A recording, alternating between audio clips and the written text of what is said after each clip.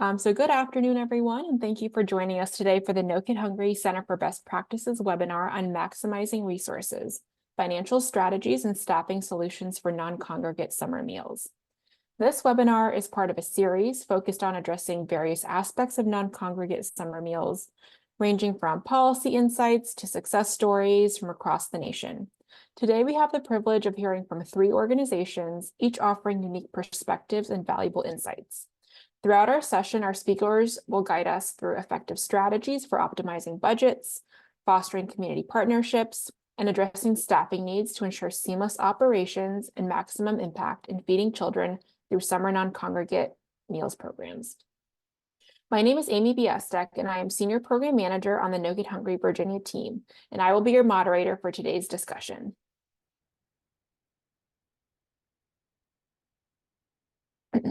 Before we dive in, there are a few things I want to be sure to mention. First off, the slide deck along with the recording will be shared with you via email after the webinar. Next, I encourage you to use the chat box throughout the webinar to engage with other attendees, to answer questions, offer support, encourage one another, and share ideas. Thirdly, we will have some time after all of the presentations for some Q&A. So please submit your questions that come up throughout the webinar via the Q&A box, and we'll get to those later. And last but not least, No Kid Hungry is committed to making our webinars accessible and inclusive. Closed captioning is available, and you can turn that on using the button at the bottom of your Zoom screen. Now let's review the agenda for today's webinar. We've already had our welcome and touched on a few housekeeping things. Next up, we'll hear from our presenters. Donna Martin, one of No Kid Hungry Virginia's school nutrition consultants. From the Fredericksburg Regional Food Bank, we have Carrie Seeley, Director of Programs, and Curtis Dickerson, Children's Programs Coordinator. And we'll then hear from Jenny Welch, School Nutrition Program Supervisor with the Avoyelles Parish School Board. After the presentations, we'll have time for some moderated Q&A. And before we close, I'll share some resources that are available for you to utilize this summer. Now, without further ado, let's dive in. We have a lot of ground to cover, so let's get started. Well, thank you so much, Amy. I'm thrilled to be here today. I'm Donna Martin. I was the school nutrition director for 32 years and just retired in July. And now I consult for No Kid Hungry. Next slide. Just to tell you a little bit about my district, we were a large rural district, 100% CEP. We had 5 schools, about 4,000 students in our schools, and we offered every single program there was to offer: breakfast, lunch, fresh fruit and vegetable, snack, after school programs, supper, summer food service program. I'm a big believer in that nutrition hub, offering everything that you can offer because our kids really need it. Our budget was $5 million. And we had really good breakfast participation and lunch participation. And we had a huge farm to school program. Next slide. So I'm thrilled to be talking to you about how to staff your summer feeding program, because as I've worked with No Kid Hungry and we started talking to districts and looking at grants and what their problems are and their struggles are, the #1 struggle is staffing. So to look at staffing, we have, I think, a lot of really good ideas. Next slide. So looking for staff in all the wrong places, sometimes they're right there in your backyard. And I think we forget about that bus drivers, not all of them are working in the summer, and bus monitors, a lot of them are not working in the summer, and they can be a great addition to your program because they're already in the system, already working. Next slide. I love high school students. Don't forget that these kids are looking for jobs, and we hired anybody 15 years and up. And I'll be honest, we particularly lean towards our male students, and we actually recruited a lot of the football team. So they would go and practice early in the morning, then they would come work for us, and then they'd go practice late in the afternoon. And they were great about loading the buses and loading the coolers and doing the heavy lifting. And I told them it was weight training for them. But also, No Kid Hungry has an ambassador program that you might want to look into that. It's another way to get students, but getting students involved, the great thing about that is then they turn around and are very supportive of your program during the year when they see how hard it is to operate a school nutrition program. Next slide. So college students, have you thought about kids that are home for the summer and don't have any employment? They are looking for jobs, and this is a pretty great job because it's just Monday through Friday, and they're off at nights on the weekends. So, looking at students that graduated from your school that might be willing to come back and work for you. Next slide. So how about retired school nutrition employees? What we found out is our employees retired and they thought they were going to be living the high life. And then they found out that their money wasn't that great. And so when I called them and asked them if they wanted to come back and work summer feeding, they really were enthusiastic about it. And they had kind of gotten a break and they were ready to come back. So reach out to your retired school nutrition employees. What about parapros? Our parapros are very underpaid, as I'm sure they are in your school district, and not that many of them get hired to work in the summer for summer school. So our parapros really wind up being the bulk of our employees in the summer. And when you think about summer feeding, we're not asking them to make lasagna for 1,000 people or make rolls and make complicated things. So they don't have to have any culinary skills. They just have to have a willingness to work and package and do things like that. And so the other thing about parapros is then they become real strong advocates of our program. So get the parapros on board. They've been great employees. What about outside organizations? If you're looking in your community and there's YMCAs, Boys and Girls Club, church camps, things like that, you may be able to produce the food and take it to those sites. And those employees at those sites can be the site supervisors, and you don't even have to pay them. So they're already there on site. And once you train them, they can work the program for you and they're not on your payroll, but you have the bodies to do what you need to have done. Next slide. I love this opportunity. We have a lot of students in Beta Club and other student organizations that have to get all these volunteer hours. So at the end of the year, I reached out to those clubs and said, come volunteer with me.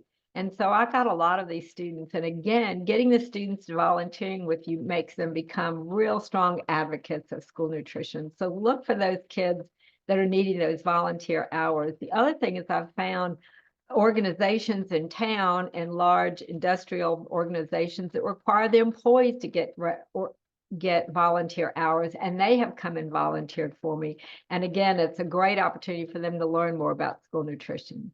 Next slide. Culinary programs. You may have a high school culinary program in your schools, and this is a great job opportunity for them to work with you. They're not working at a fast food restaurant where they're working nights and weekends. Sell the fact that it's just Monday through Thursday or Monday through Friday, no holidays, no weekends, those kinds of things. So if you have a school culinary program, or if you have a culinary program in your district, reach out to them because they've got to get hours and they might be interested in coming to work in your summer program. And then you might get them to work for you during the school year too. Next slide.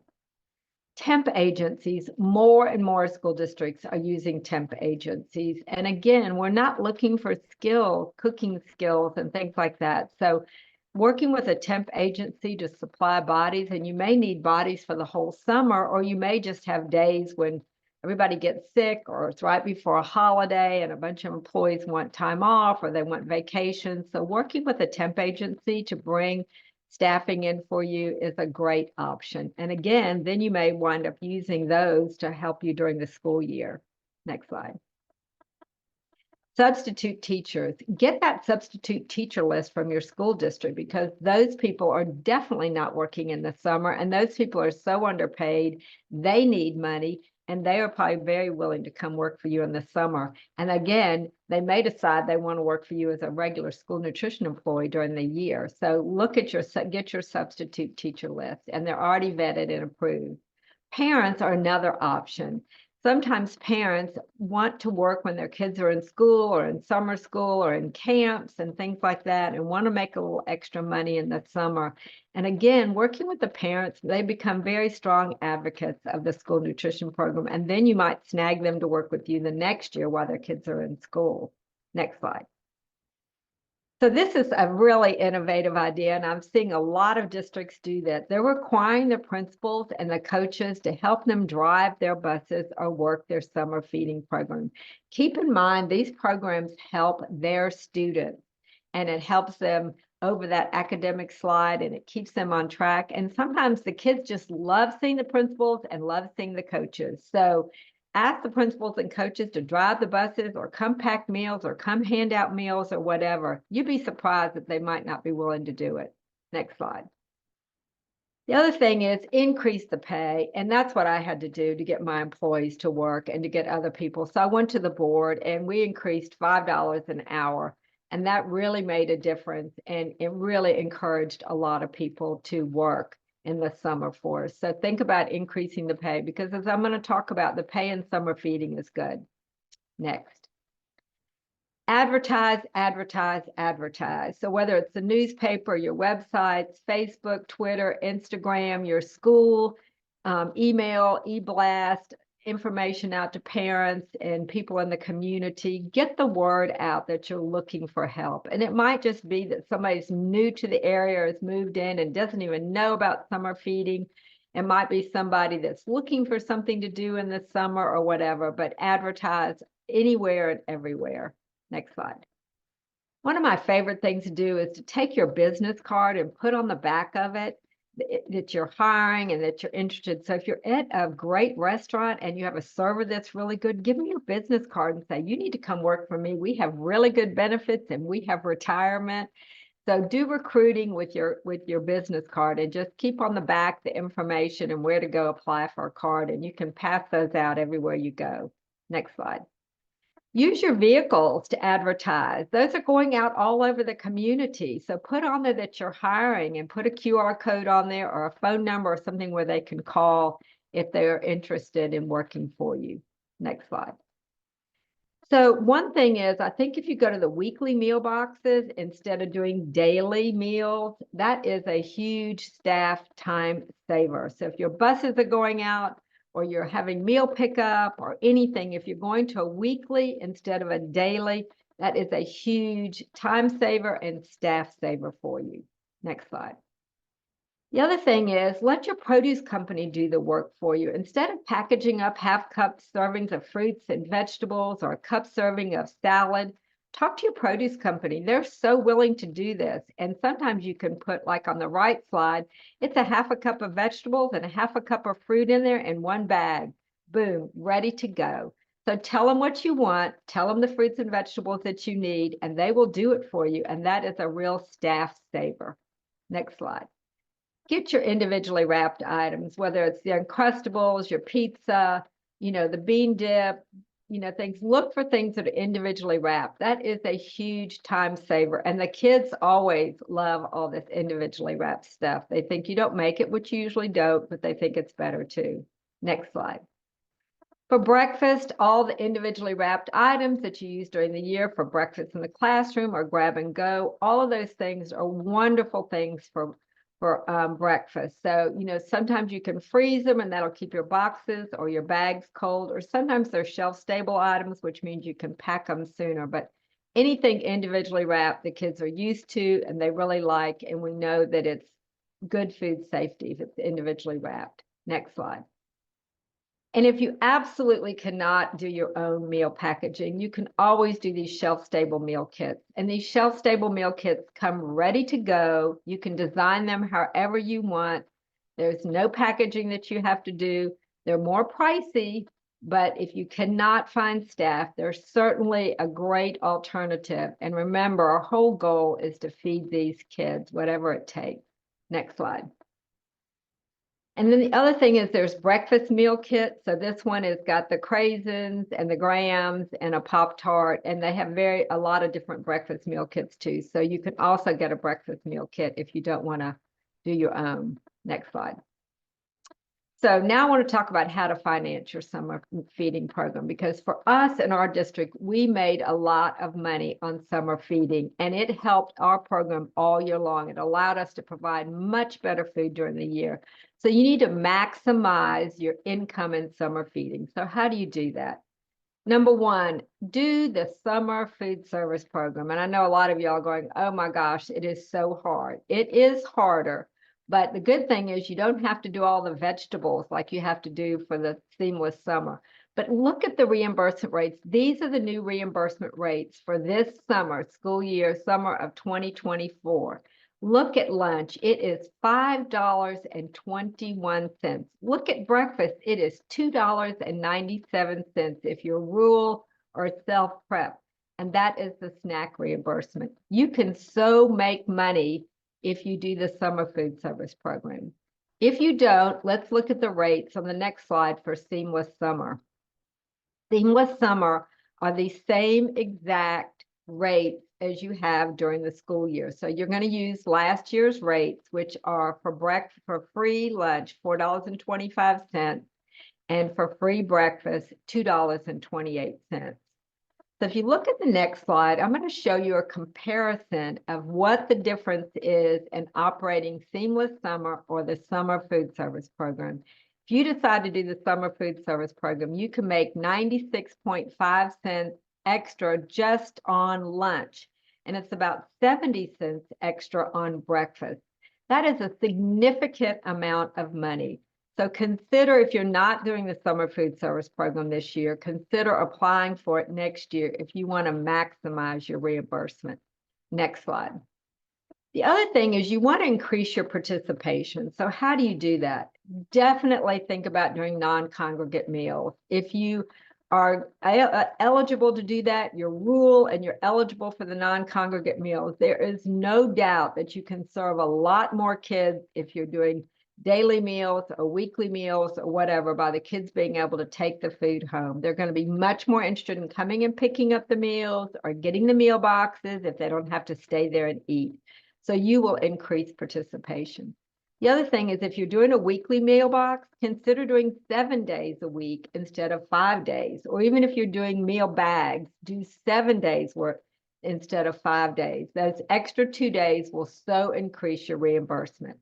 Some states are allowing you to do 10 days worth of meals. So let's say you have a holiday like 4th of July holiday, and you're not going to be doing meals, consider doing a 10-day meal box if your state allows you to do that. Or at the end of the summer, when you're taking some time off before school starts, do a 10-day meal box or whatever, and then that gives you some extra reimbursement, and it also feeds the kids.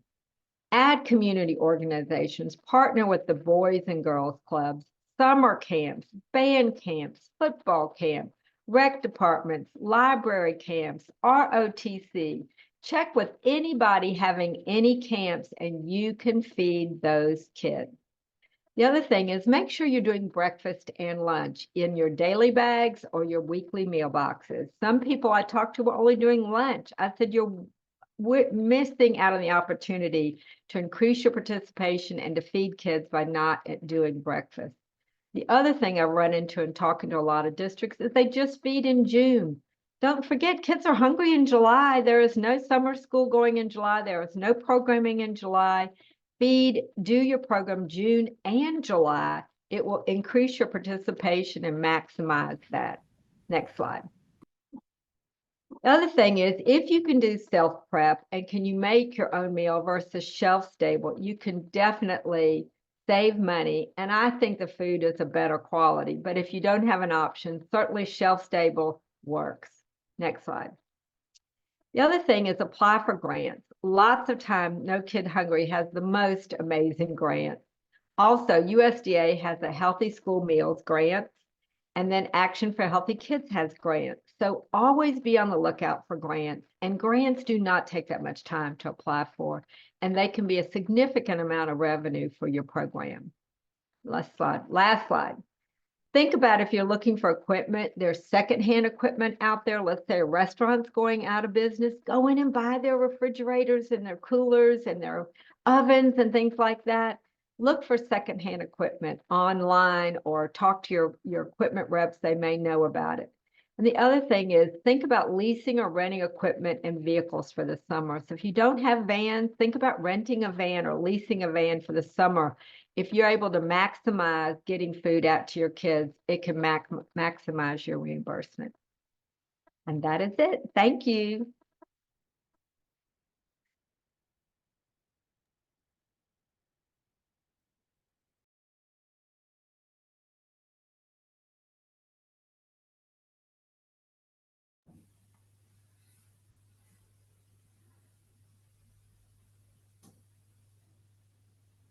Go ahead, Carrie. Okay, sorry, a Sorry. little bandwidth. Hi, everybody. I'm Carrie Seeley from the Fredericksburg Regional Food Bank. We are one of 7 food banks in the state of Virginia, and we are the smallest. We're directly between DC and Richmond, which you will see on a later slide. Our service area is quite modest. You can go to the next slide. A little bit about our history is for SFSP. We did start in 2015. And as you can see, 2019, I do know, was a record year for us with 9,500 meals. 2020 is not listed. We did not participate that year. And then 2021, you see the increase, and that was due to the USDA waivers that allowed non-congregate.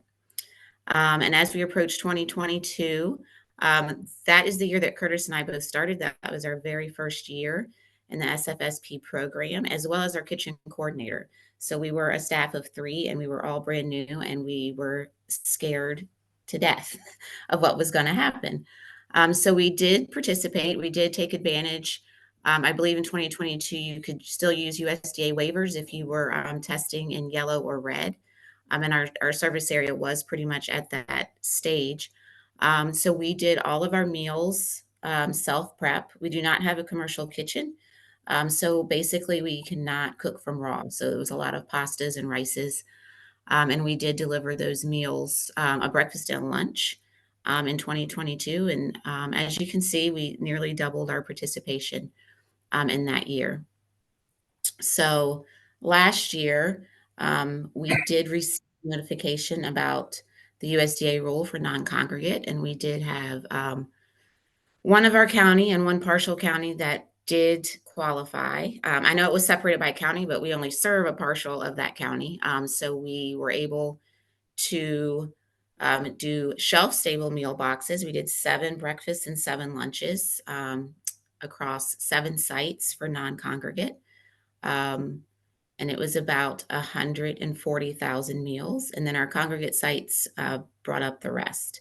So I really definitely encourage non-congregate if you can, because you do impact a lot of kids and you are able to be very consistent. Next slide. I am going to pass it off to Curtis because he actually was the nuts and bolts on the ground for 2023 and what's coming up for 2024. So I'm going to let him introduce the next items. Good afternoon, everyone. Yeah, as Carrie said, we ran 7 non-congregate sites, 7 congregate sites. We did about 140 some thousand non-congregate meals, and then the rest was with the congregate meals. Not much more for me to add. Donna kind of covered a lot of the things that I was going to talk about as far as staffing. We utilize one of the things that we may have utilized that she did not touch on. We utilize school resource officers in Caroline County, where we had 6 of our non-congregate sites. We had the school resource officers as the site supervisors, which also gave school resource officers an opportunity to stay connected with many of the kids that they work with throughout the school year. We did utilize a para as one of our drivers, and we have that person on board to come back again this year. One of the benefits of using paras or people who are working in the school system who are off during the summer is many of them are just looking for a temporary job just to do for those few weeks that they're off. So you don't have the issue of, you're hiring somebody and while they're working for you during the summer, they're also looking for something that's going to be full-time or permanent, knowing that the position that you hired them for is only temporary. That is definitely one of the benefits of utilizing college students, high school students, or those who work in the school system are on 10-month contracts and have that time off during the summertime. We definitely utilize, I can't tell you how many numerous volunteers to help us get through the program. One area that we utilize that I don't think Donna touched on is I used some family members that I knew had free time. Like, hey, you got some free time? Can you help me out this summer doing this? So don't hesitate to touch with family members, those who maybe it also assist you during the summertime. But definitely we utilize college students. Those are great people to reach out to and to bring into your program, because many of them are looking for something just temporary and aren't looking for a permanent position. And then you find yourself halfway through the program and this person finds a permanent job, and now you are stuck behind the 8 ball because now you're one person short. Um, Carrie did a good job with the menus, her and our kitchen coordinator, Kelly Hodge, making sure that we met all the components, that all the components were either in the box or in the bags that we use that we serve. We utilize coolers.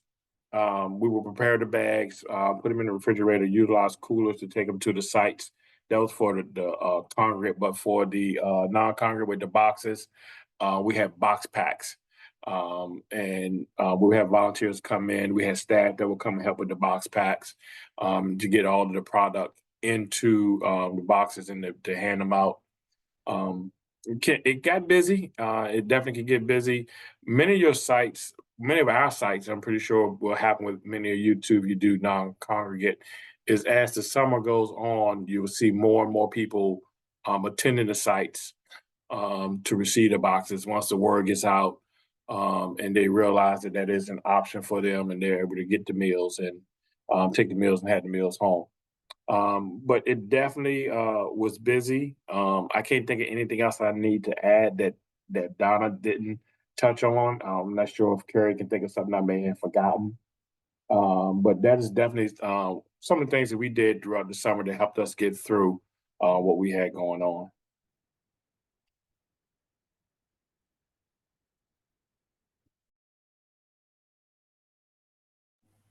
You could probably go through, there you go.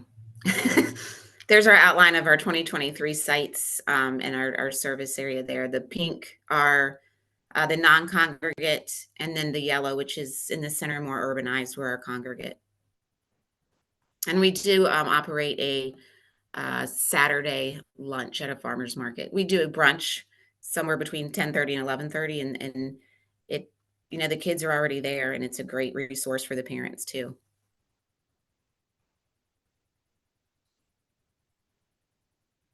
The one thing I did forget to touch I on will that y'all say see in the also that slide is one thing that Walmart. was really struggling, when you do 7 breakfasts and 7 lunches, that basically means you need 21 portions of fruits and vegetables. You need 21 portions of fruits and vegetables, which is a lot. So we did start procuring just fresh produce, kid-friendly items, pears, apples, oranges. We got cucumbers and melons from local farms.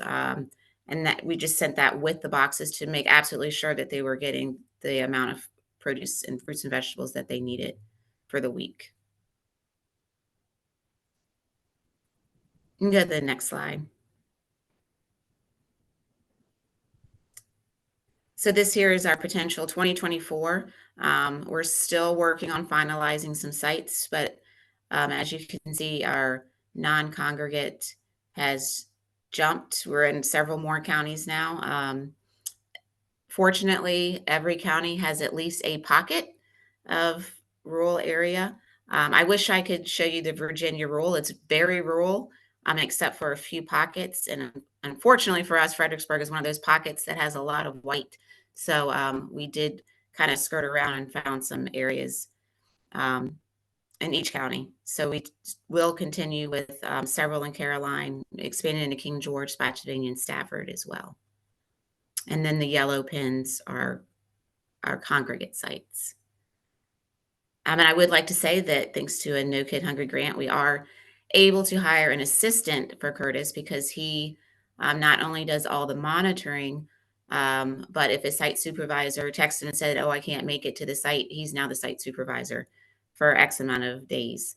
So it really is going to help alleviate the stress from him from running up and down the road and basically being the front line of the program. And then we do have an additional county who says they're on board too for using their school resource officers. So, some benefits to that, like Curtis said, it helps keep them in touch with their students, but also we know that they're rule followers. They're officers. They're going to follow the rules, so we don't have to worry about them not showing up or being lackadaisical about the rules that we have, because they're going to enforce them. And we are going to institute a supper option for the first time, which today we kind of had a small panic attack because we realized we can only serve 2 meals a day. So if someone shows up for supper and maybe they've gotten a box, we're going to have to figure out how to maneuver that. And I think we're going to try it and maybe just not take reimbursement for the supper, just to see how much it overlaps. So we're very excited to be doing that. We're going to do a family game night at the food bank because we have a big field. So we're excited to host that event. Curtis, do you have any follow-ups? Only thing want to mention is I didn't touch on how we utilize Walmart as one of our sites. As far as thinking out of the box, looking for a location, look for areas that you may want to host a non-Congregate site at. That ended up being probably one of our biggest non-Congregate sites. As you can imagine, one, you have a lot of traffic there all anyway from people coming in and out of the building. Easy to locate, easy to find. You tell somebody you're at Walmart, pretty much they know where the Walmart is. So definitely when you're looking at sites, definitely think outside the box. Look at places that, and develop a partnership. And that came to us based on a partnership that one of our coworkers had with management at Walmart. And she actually set up that meeting for us and helped us to create that partnership. So that's the only thing I think I wanted to add.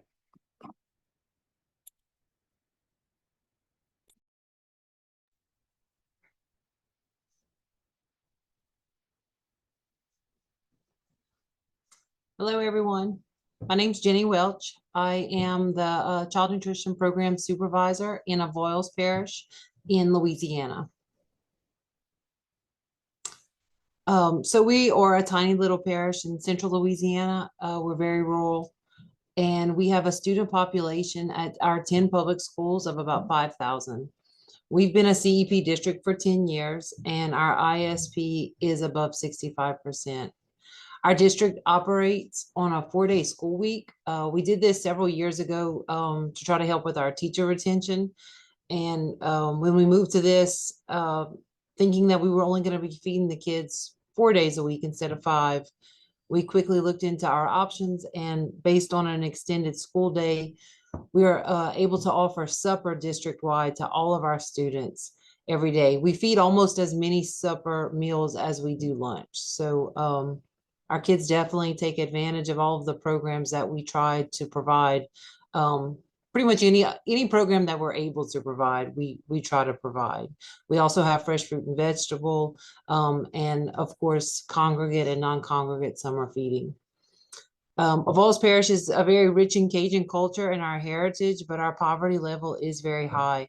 The towns are pretty far apart. We don't have like a big centralized area where you could easily feed. So these were all things that we took into consideration, mostly whenever COVID hit 4 years ago when we were faced with the non-congregate. But we've learned through it over these years, and we've been able to continue to have a pretty successful program. You can go to the next slide. We have done shelf-stable food boxes since the summer of 2020.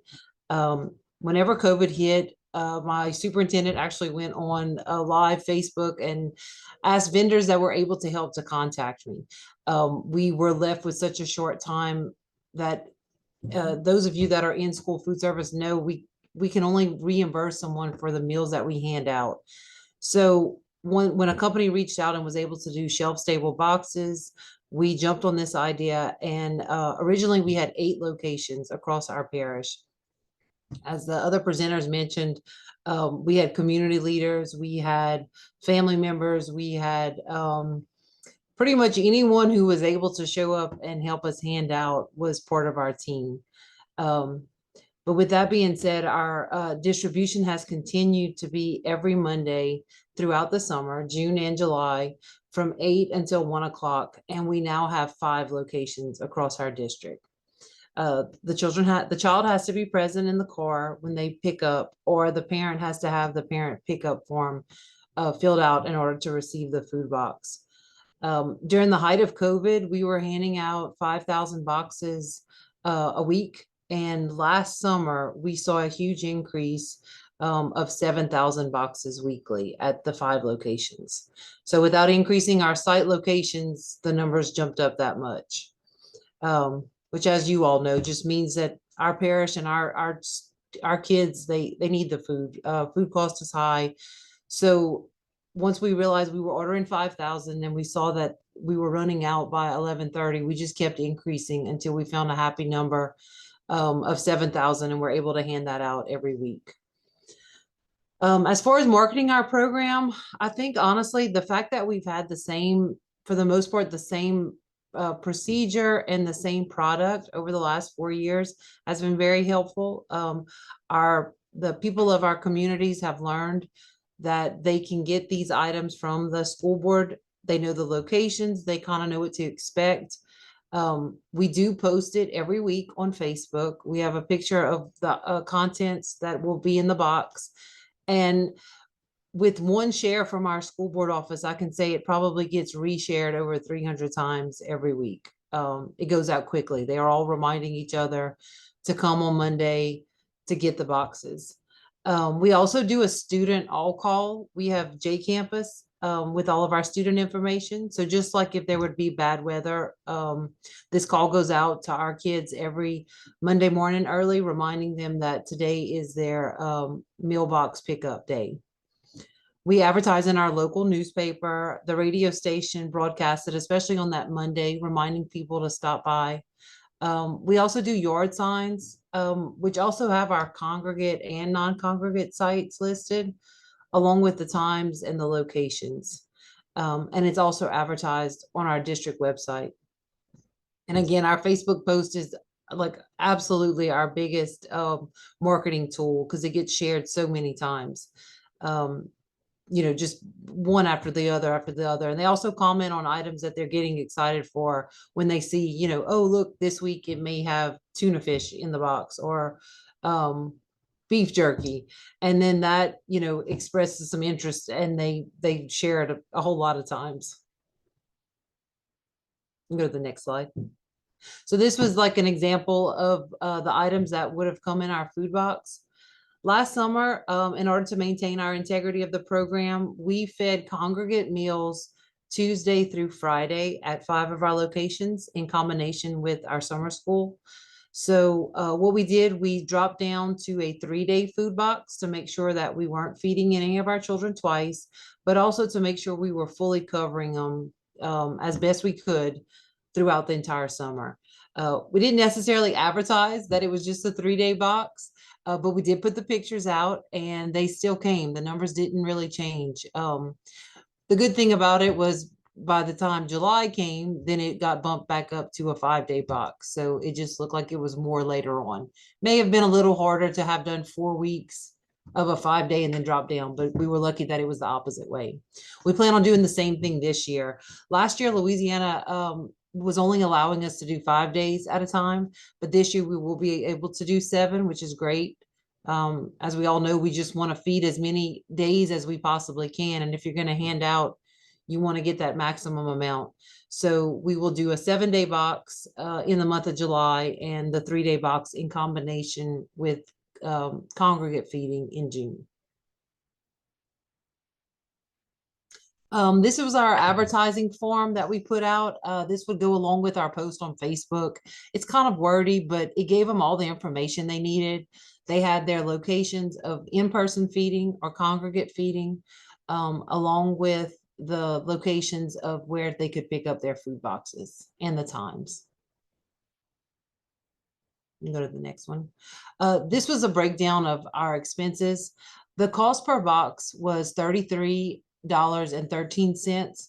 This was for a 3-day box. The price per meal was $6.262, and our reimbursement per meal per day was $7.77. It left us a profit of $1.508 per day. We served 576,800 meals last summer. When you combine that breakfast and lunch, it was 286,618 times the profit left us a total profit of $434,907. We did have some extra costs, and obviously in order to send out that many boxes every week, it takes a lot of hands. We have a child nutrition warehouse, which, as Donna mentioned earlier, the profits are really, really good. Over the last 4 years, we've made a good bit of money for our child nutrition program, and we were able to build a warehouse, which we're now able to store all of our food boxes when we receive them, temperature controlled. They come into the warehouse on Thursday. We unload the pallets, put them in the warehouse, and then on Friday, we begin to load up our trailers. The trailers are what are picked up on Monday, and then they're hauled to the 5 different locations. Each location has 6 to 8 staff members, and they leave out on that Monday. The ladies meet them there, and the parent pickup forms are there. There's someone that is sitting that's marking off on the summer feeding hash mark sheet, which is our point of sale, and the rest are there to help load the boxes in the car. We did have to hire some extra transportation and trailers. The extra charge was $600 per week, and with 10 weeks, it came out to $6,000. As Donna mentioned too, pay increase was vital. We were able to use our ESSER rate, which the school districts all got money through COVID through the ESSER grant, and it was approved at $25 an hour. Cafeteria ladies were very excited about this rate, so getting help was not a problem. We did have our maintenance staff that was there, but to say that the cafeteria ladies, they were ready to sign up. It was a good rate of pay for them. We've also had help from anywhere from work release inmates with their deputy to the National Guard. These were times when it was really tough and very hot in Louisiana in July. So any extra help that we could get was very much welcomed. Food service staff and maintenance, like I said, we're eager to sign up. Cafeteria staff was paid 6 hours every Monday. ESSER covered the labor. When you do the 5 locations, we had 31 employees, 6 hours. And then 10 days during the summer, it came out to a total of $46,500 approximately in labor pay.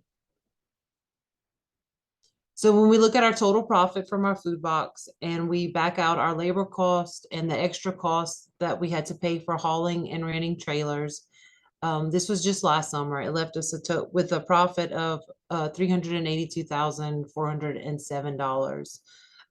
We have been able to self-operate and feed our children for the past 4 years.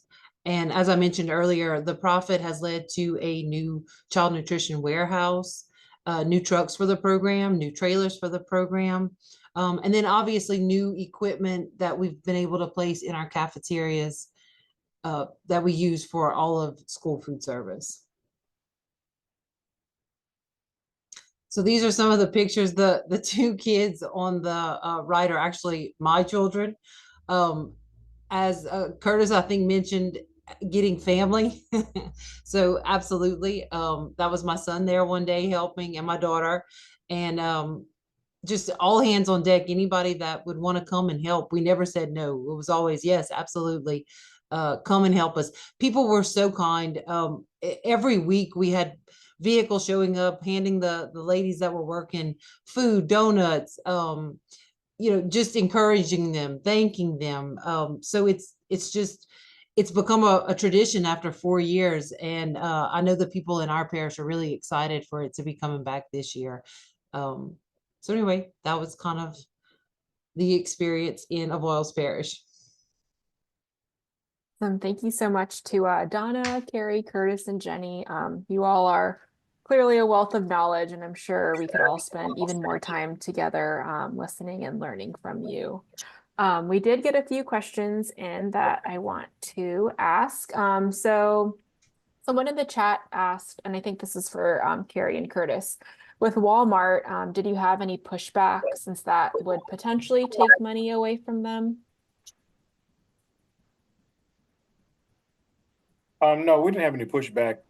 We had No. a lot of employees that would sometimes come out and assist to hand out the boxes. We had a lot of employees who had kids themselves. They would actually wait until the end because they wanted to make sure the community got boxes. And they said, at the end, they're like, "Do y'all have boxes?" And yes, and they would come out towards the end of the service and get boxes for their family. So had no pushback at all. Um, Once again, that's probably based on who you deal with. We dealt with the ones we dealt with were fine. We could deal with another one who may have pushback, but the people that we work with, they're fine. They welcome the partnership, and they were happy to be partnering with us. Yeah, Amy, I'd like to chime in on that. We tried to use, before we were doing non-congregate and we were having kids get on the bus and eat back in the olden days, we tried to use Walmart as a location, and they did push back on it, saying that it would take away, because they had inside the store, they had some fast food restaurants and things like that. So instead, right next door was a Tractor Supply Center, and we went to them and they allowed us to use their parking lot. So it really wound up being right next to the Walmart, but it wasn't in the Walmart parking lot. So I think you can be creative and just go to plan B, but we did get pushback. Different experiences, just as you were saying, Curtis, different Walmarts, different experiences, different relationships. A couple of you mentioned recruiting high school students and college students. Could you elaborate a little bit more on how you got in touch with these students? Was it through flyers and info at the school, email blasts, contacts at college? We'd love to hear a little bit more about that. With me, it's a little bit different. I worked at the Boys and Girls Club for 17 years, so I have a number of students that I can always reconnect with. That was actually one of our reconnections, one of our pairs. It was one of my former students from the Boys and Girls Club. So I'm in a different, unique situation when it talks about recruiting high school or college kids. Because actually I'm at a point now where some of the kids that I worked with when I first got to the Boys and Girls Club have kids that are getting close to the age where I can start to utilize them as volunteers or workers. So with us, it's a little bit different recruiting high school and college kids because of my past job position.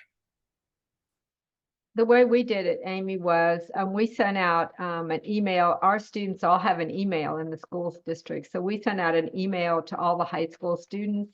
And then where we really got the best results was sending to our staff, letting them know that we were going to be hiring high school students and college students. So a lot of our staff had kids in college. And that's where we found our college kids, because it was our employees, our teachers who said, "Oh, great, my son or daughter's coming home and they're looking for a job." But also that is where our staff in the system were much better about reading their emails than the students were. And a lot of them had high school kids, and they did that. But we also went and talked to the football coach. We talked to the lady that was over the work study program during the year. And so we used a lot of students during the year. We used students all year long during the year. So those were a lot of the students that just continued to work for us in the summer. And then we have a lot of students who come back once they work for us in high school and they're in college, they'll come back. And we pay more when you're in college. So we up the rates. And so that, made a lot of students come back. And then we put them in more leadership roles, the college students, and to work with, because what we found with our high school students, a lot of them absolutely had no experience working at a job. They didn't understand that you needed to be on time. They didn't understand that you needed to call in if you were sick and things like that. So we use a lot of these college students and our more experienced students to kind of mentor them. And that was half the reason we did the high school students, is we wanted them to understand and get a good work ethic. Because a lot of times their family members don't work, they've never seen anybody work, and they don't even know about what it means to have a job. And I think that was a great opportunity to show that work ethic.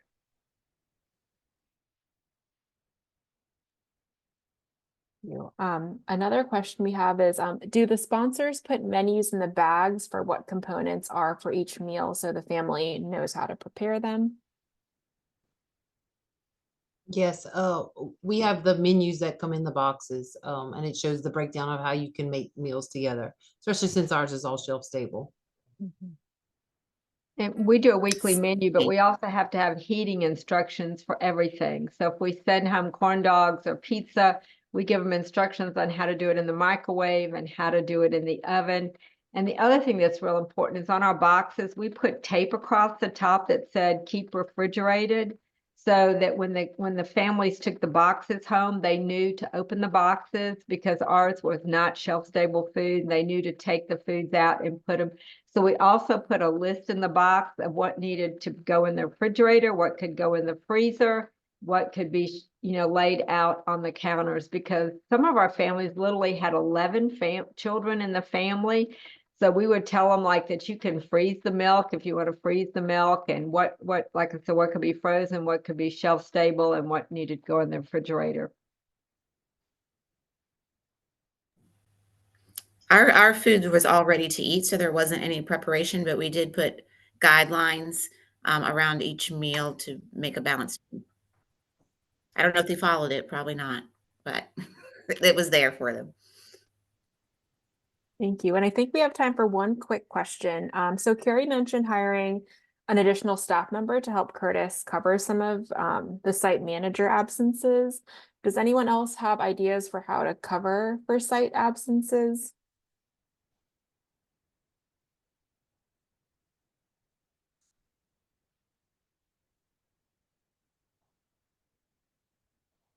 Well, one thing we did was the boys that worked to help load the buses seemed to have an attendance problem. So the bus shop, and we hired students all over the county. And so the bus department had students that were washing buses and cleaning buses, and maintenance had people. So when we were really, really short, I would contact the other departments and they would loan me some of their kids, because it didn't matter if the buses got washed that day or got cleaned out. And if the boys were out, doing, mowing the lawns or something, they could always loan me some of those kids. So that is something that we did. And then sometimes, we would, all the central office staff would get on the bus and go out, and we would do monitoring or give out meals or anything like that. So yeah, we all work together to get it done. Yeah, lots of great collaboration happening in all of your areas. Well, once again, I want to thank you so much. I know I'm giving you a round of applause, and I'm sure everyone else is too. All right. So as we come up to the close of our hour together, I would be remiss to not highlight some helpful resources for all of you. As I mentioned earlier today, today's webinar is one in a series of webinars focused on non-congregate summer meals. Our next webinar, Unlocking Access, Implementing Home Delivered Meals to Expand Meal Access for Rural Families, is on Thursday, and we have a few more lined up for the remainder of the month. So please be sure to sign up or check our website for our past webinars, which have all been recorded. We also have a new one-stop destination for all things non-congregate summer meals, from research and policy insights to implementation strategies. I encourage you to explore the website for all that we have to offer. An updated summer meals outreach toolkit is available to help get the word out to families about your summer meals programs. And we've also updated our summer non-congregate implementation guide, which outlines effective non-congregate meal service models, sharing strategies and tactics to execute a successful non-congregate summer meals program in your community. Last but not least, we would love for you to stay in touch with us. If you don't already subscribe to our newsletter, please subscribe. It's the best way to learn about upcoming webinars and new resources. You can also visit our website at bestpractices.nokidhungry.org for even more information and resources. And I hope you enjoyed spending the last hour with us as much as we did. I know I really enjoyed it. At the close of this webinar, you'll be receiving a quick 5-question survey, and we would so appreciate it if you could spend a few minutes to complete it, as we value your feedback and we want to make sure we're providing you with the information that will be most helpful to you. Again, thank you so much for attending, and we look forward to having you participate in our future webinars.